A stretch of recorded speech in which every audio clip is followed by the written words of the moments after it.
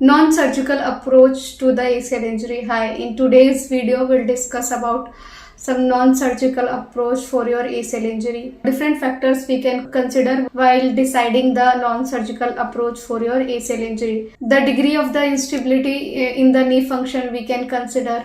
If patient is having low grade ACL tear, grade 1 or grade 2 ACL tear, or if person is having low grade partial ACL tear, they can consider about non-surgical approach for the ACL injury.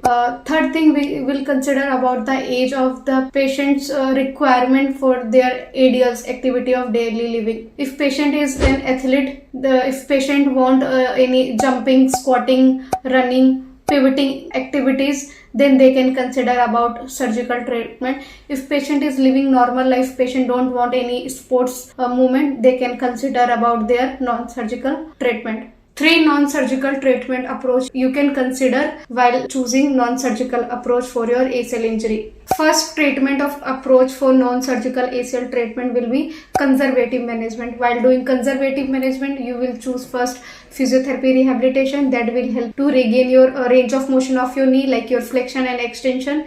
If you have lag or if you have restricted range of motion, physiotherapy rehabilitation will help you to regain your range of motion again. As well as physiotherapy rehabilitation will help you to regain your muscle strength of your knee, your balance or stability back. Second treatment of approach will be to relieve your pain and swelling. You can consider about NSAIDs, non-steroidal anti-inflammatory drugs that will help you to relieve your pain and swelling. Third treatment of approach for your non-surgical ACL treatment will be PRP treatment. Platelet-rich plasma. Injecting PRP dose to your knee joint will help you to heal your ACL, or also PRP treatment will help you to boost your ACL recovery or your ACL healing. If you had any queries or any questions regarding ACL injury, you can ask with us. Thank you.